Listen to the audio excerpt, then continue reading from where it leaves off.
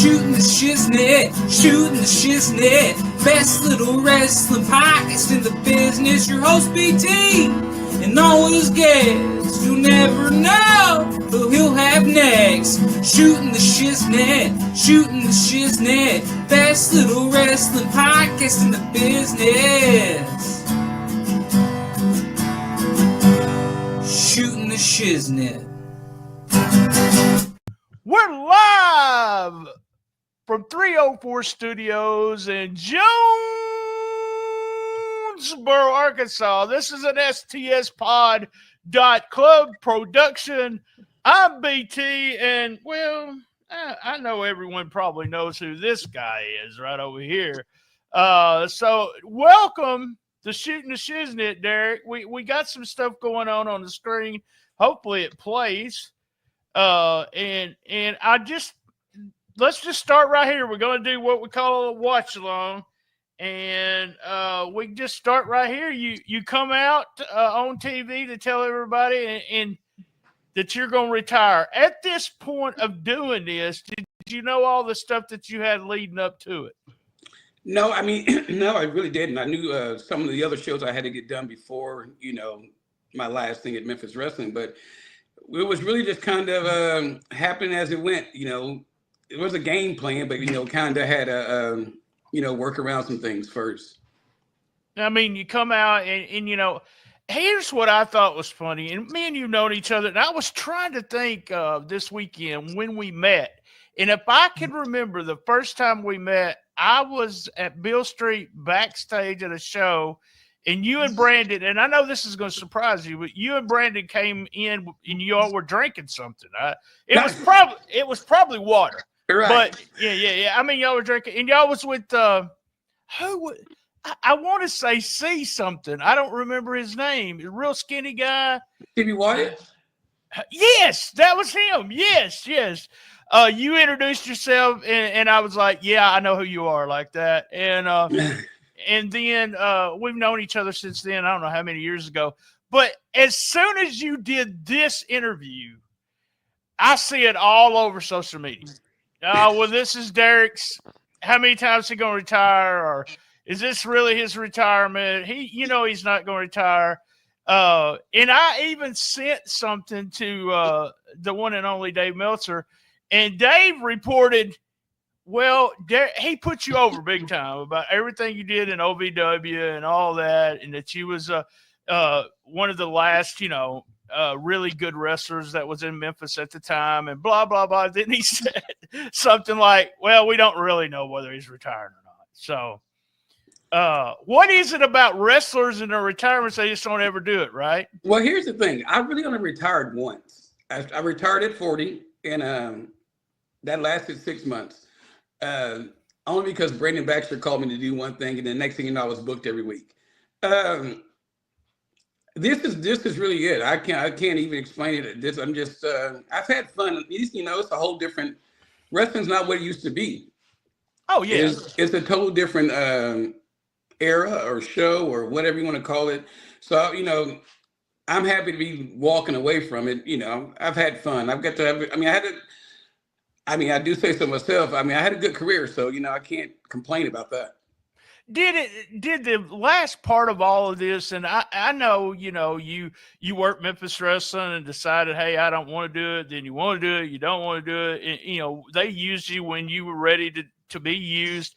But is any part of it you saying you're at the end and you're just tired of wrestling, or just tired of doing the thing that you've been doing for so many years? I think I'm tired of taking bumps for one, but it's just it's not that it's not fun anymore. It's just that I don't have the. I'm an older guy now. The passion is a little different. You know what I mean? The passion is just a little different. To see the young guys come around and all that other stuff, that's kind of what I'm.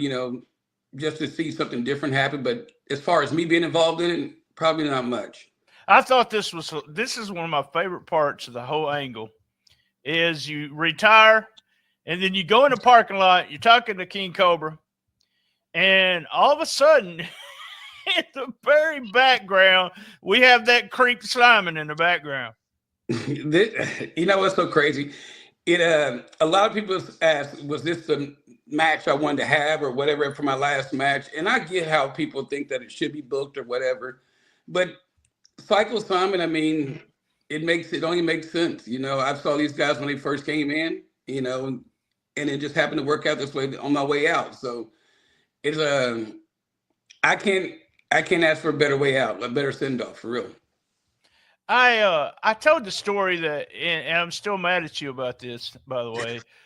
You had me come to a ball field. You said, "Hey, I need you to come out and hang out with me," and but you didn't tell me it was a baseball field. You just said we're having a show, and you said because you knew I wouldn't go outside because I don't go outside. And you said, "Come on," you know, and then you stuck me in a room with the wrestler, and we won't mention him. So, but it was you and Stan against the Posse, both of you babyface teams at the time.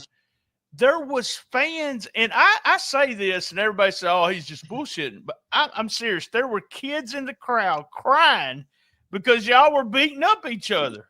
Yeah, it was a strange time because that was that Ripley, Tennessee area, but it was we had a really good show at those times. I mean, it was really, really good, and you know, those people were invested in us, and that's you know, in two tag teams that they've seen, you know, both be baby faces. Kind of just one of those kind of things, you know, people were emotionally involved. I mean, they really were.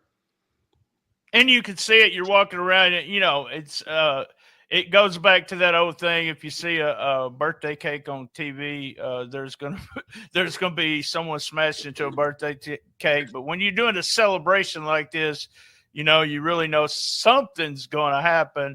And we had been, Simon, every time he talked, he didn't really say your name. We just saw that little bit of him behind you. And then he just kept saying, you know, you're quitting or stuff. We all thought that was it, but it could have been someone else.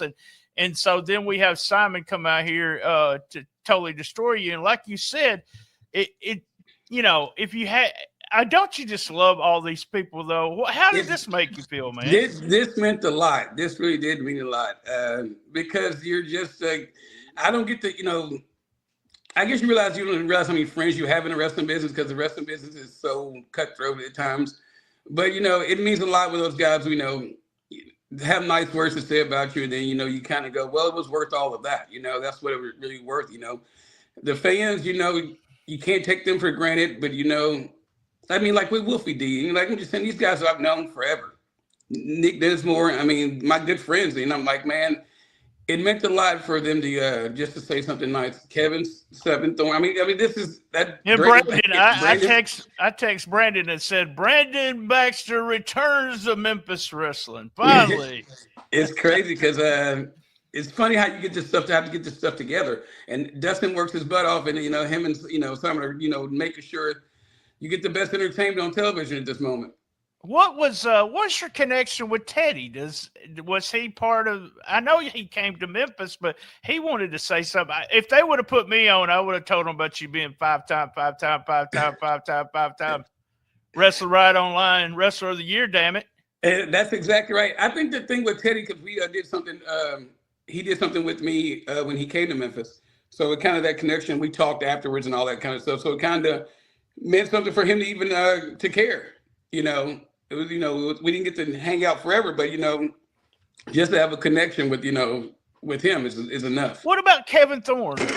Oh, Jesus. I got a light falling down here. Kevin Thorne. I've known him since the 7 days. So, I mean, like when he was 7. So, I mean, he and I used to make the towns together and all that, you know, so we were buddies since day one. And, I guess it's easier when I say because I've known it, like we partied together, we hung out, we traveled together. So it's just weird how you have a strange friends. We like, man, those are friends. They're friends. Yeah, we really. I mean, it was really a good time. I think it's crazy that even at this point in your career, and it's been a long time since you've been long time removed from OVW and that wrestling. That if anyone, and I was at a con one time, I went to Wizard World and Randy Orton was there. And I mentioned your name. to Randy, and Randy's like, "Oh yeah, Derrick, blah blah blah." Those guys still know who you are and appreciated what you've done for them, which is, it's got to feel good. It's got to feel good to you about that. Oh, well, here's the thing. I was just doing my job, really. My job was to go wrestle. I love wrestling. You know this about me more than most, but I mean, I just want to wrestle. And to get the opportunity to go in OVW, it was Nick Dinsmore's idea to get me booked up there. He said, he asked Cornette to book me, and the next thing you know, I was there and, never looked back. And just to think that I got to hang out or, be a part of Randy Orton's career or Brock Lesnar or, Cena's or whatever, Shelton Benjamin, all these guys that, are superstars, and I got to see them, cutting their teeth in the business. That's something you said that probably people outside the business don't understand or see it as you were just working. You was just wrestling. They just happened to be there. Right. It just happened to be the same time because I was just really going there to, Nick was my buddy and got booked on the show. I'm just another booking. I was like, okay, next thing you know, you're working with, like I said, the biggest stars in the business. And that class of that year of OVW was unmatched. And then we get this angle with Simon coming out. I thought this was typical Memphis Wrestling. This is the kind of stuff that Memphis Wrestling was built on.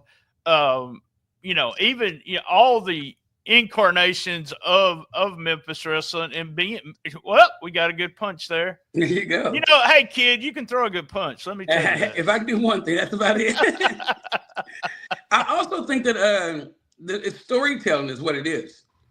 And you can't get past, a good brawl in Memphis, like that. And I guess everybody likes the lefts and the rights too. So we get to get those in there every now and then.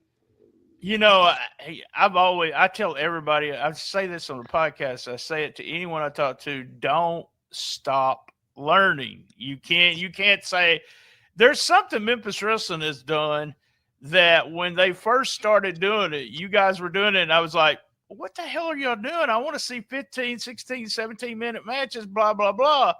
And I had to sit down for a moment and decide it doesn't have anything to do with the match. Really. No. The match is a secondary. That's hard for people to understand. It is the story. It's the finish of the match, and it's the story. It don't have anything to do with what's going on in the middle there.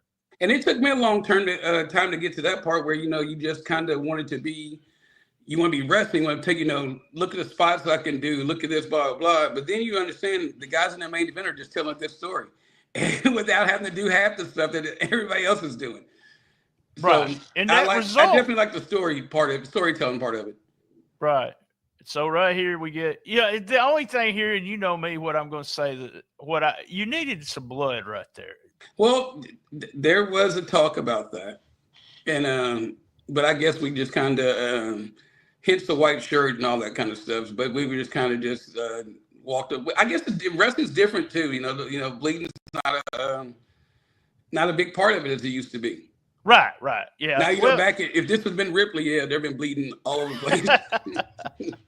Well, I have this thing about blood, and it goes back. You use it for important stuff. And to me, one of the best times I ever had something with blood was me wearing a white shirt. So yeah, it would have been awesome. We go off, we're going to go clip off here. And what happens is you get carried out in an ambulance, as Corey Macklin used to say. Ambulance. Good times, man. Man, oh man. Oh, I love Corey Macklin. But yeah, he hated me. Was you ever there when he was talking bad about me? I can only because I worked because I remember there been heat over the wrestling riot for a long time. Like, they can't be doing this, can't be doing that. You can't be giving the results, and it was some kid. He accused y'all of giving results, but it was some kid in the crowd that was calling me with the results. They never understood really. No. So you're going to sell it. We want to sell it good. We want to sell Derrick's gone for a while. Was there any idea, or we knew that it was going to have a match at this point, or did you ever think, let's just end it this way? Well, we knew there was going to be a match coming back. There was going to be a match one way or the other. Just a little redemption kind of deal, but, just kind of to come back later on. I think this ambulance hurt more than the table, to be honest. Oh, damn, really? those guys they were moving and they were yanking me, and I was like, my God. Do we want to keep kayfabe about who was with you going to the ambulance? I think we should. I think kayfabe is strong, y'all. On this. Sometimes the little things matter. All right, we're coming out. You get sent out, and we're coming out for the final match. What's going through your mind right now? Have you already said, okay, I know, but is there anything special? In my mind, I want you to say, oh, this was so special. Well, it was, but I was trying to take it all in for real. Now, I know that sounds so cliche-ish and all that kind of stuff, but I was trying to take it all in and, at least enjoy it one last time. And you kind of know it, but also I'm thinking to myself, don't mess this up. Do not mess this up for sure. But it is just one of those kind of things you're thinking about. I guess you get into the emotion of the match too. So yeah, you have to put the match on. So you kind of. I remember I was talking to Lawler. I was backstage. I said, "Hey, you finally got your WrestleMania moment." He had finally got to go to WrestleMania. How does that feel? And Jury says, it was just a match. And I'm thinking, oh, man, it meant more to the fans. But y'all got such a good fan base that comes every week. This had to mean a lot to them, too. Dustin built the brand, and he did a good job building it. I know everybody can say, oh, he just telling us about it. But I watched it from day one of this, and I was like, when I was not on board the whole time. And but I was, he knew how to use social media. He knew how to get his stuff out there. And I mean, you can't deny it. I mean, that's where it's at, the success and what he's got. And, obviously guys got WWIDs now, and all those guys are on SmackDown and Raw. And, it's kind of hard not to give him credit for that. Yeah. I had said before, and I get flack because I'm Dustin's boy, and I used to get flack all the time. You won Wrestler of the Year because I was DK's boy.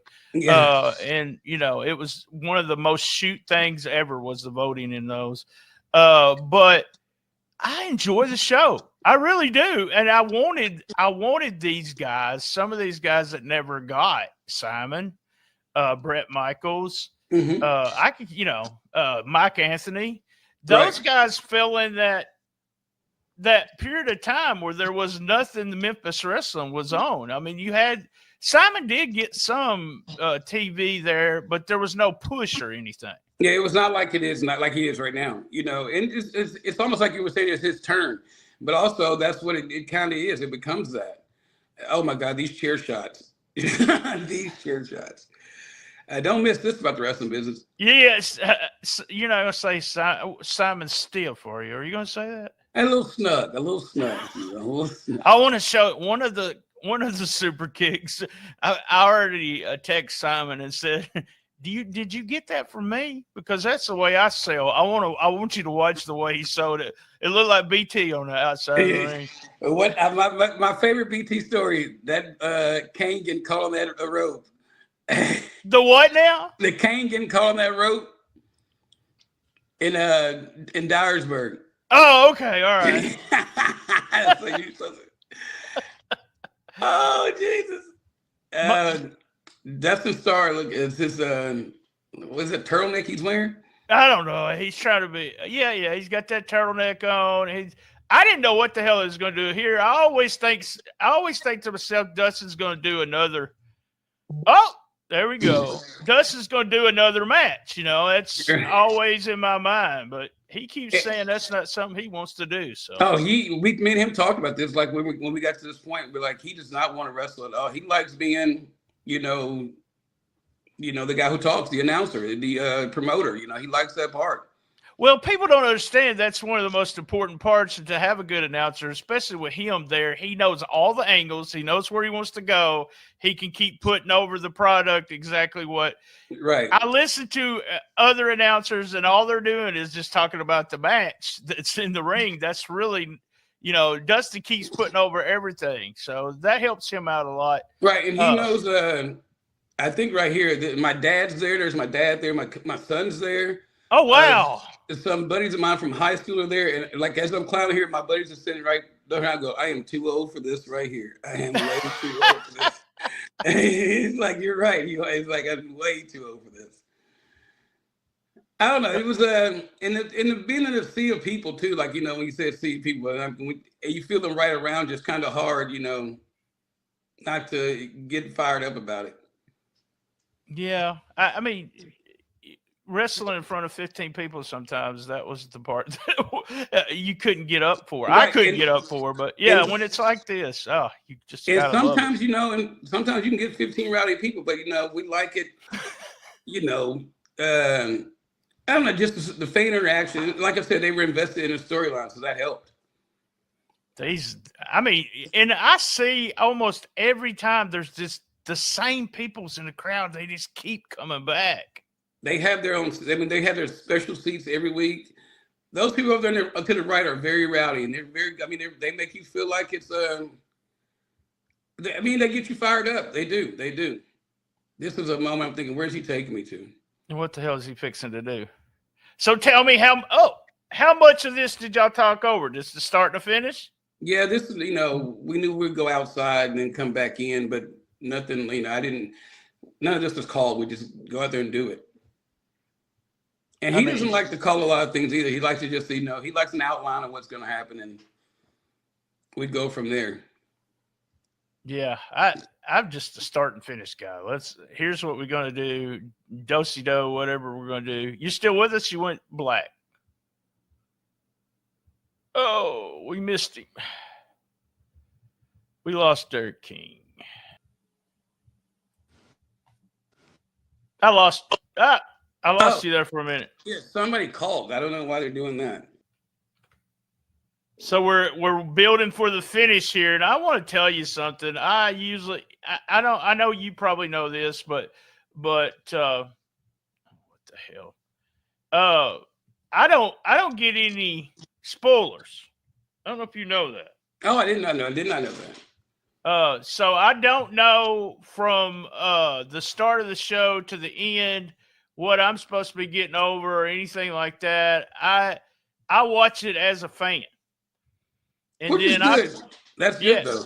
Yeah, and then I put over what I like. I mean, sometimes, you know, what the hell?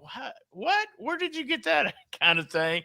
But then, you know, and I've tightened the show up to where I'm always going to put over, you know, what's happening so we can try to see what's going on, or put the MVP over. You know, MVP's got to be Simon on this and just stuff like that. There's a BT bump right there. You see that BT bump? That means you're not moving. I taught him how to do. Oh, good bump there, though.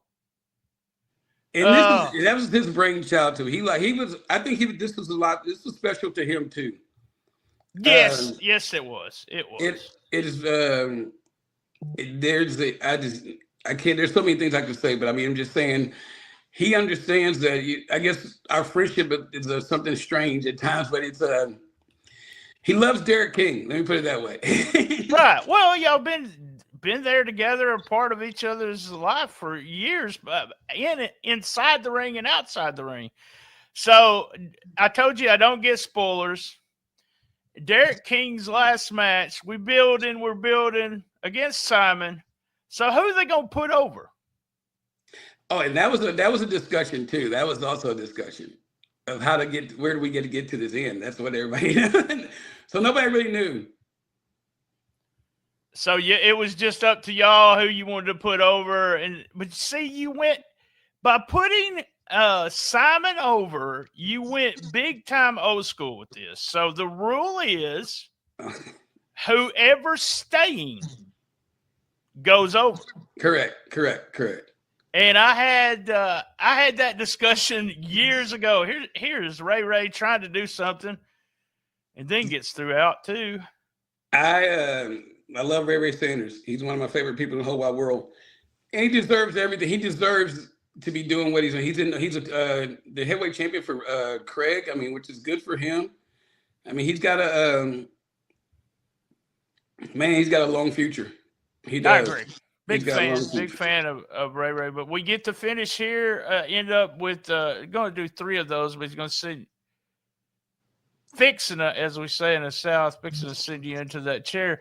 But was that your thought that, hey, we got to put Simon over because he's going to be here and I'm not going to be here? Well, at first the thought was, well, should I lose? Because, I've already been through the table and all that kind of stuff. So I was like, should I lose? There's a part of you that think that your ego gets to talking about this. Like, this is my last match. Am I losing my last match? But then even with Dustin, we were like, he said, well, it only makes sense. Simon's going to be here. I go, you're exactly right. And, I got to work the other day and somebody goes, you lost your last match. And that's what, I love that near fall, by the way. That was perfect. I thought it was over. That's what you want it to be, though. You want it to be like,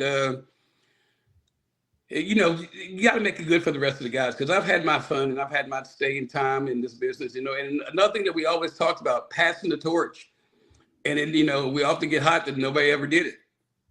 And now we're doing it. That's what we're supposed to be doing. Was that one? I know you got to work a lot of the legends. Was that one of those sore spots for you, though, that even though you did get a push and one of the few people that got pushes in, but that they just would not, the older guys just would not give you, the main title and push you as the top star? Was that something that bothered you? Yeah, I think I was rattled by that because I thought that I deserved to be. Who doesn't think they deserve to get the the rub or whatever? But I just think that it was like, okay, well, how long are we going to continue to do this? We got to give somebody else a chance. But I was lucky to be in. Randy Hills took care of me there. I would make sure that I was pushed and I say pushed or made like a star. And I worked with everybody, and it was easy to that was the fun part. But you often think, well, how long are these guys going to wrestle? And that's another thing that my decision was like, I can't wrestle forever. You just don't want to. You don't want to where you start looking really bad. And that's another reason why. It's almost weird. Like I retire, Tina's retire. It's just that kind of thing that we're getting to. That these kind of our time. We've had our time. Yeah, we could use a whole episode talking about they didn't push you guys the way they should have pushed you guys. We, put over Wolfie and them. They seem to be the Wolfie and Jeff Jarrett and Brian Christopher at the time were probably the last three big stars that they pushed. PG-13 they pushed. Right. But then when it become the other promotion with Randy, then you guys did see some action. Guys, we are done with the watch along, but what I want you to do is stick around. I'm going to talk to Derrick for about 10 minutes behind the paywall. I'm going to ask him some real questions. All right. Oh, here we go. Yeah, we're gonna shoot on Shiznit. How's okay. that? All right, guys. Same bad time, same bad channel. Thanks for joining us, by the way, on the Best Little Wrestling Podcast in the business. Be there, and as everyone knows, Derrick, you know this. I love my mama. You do.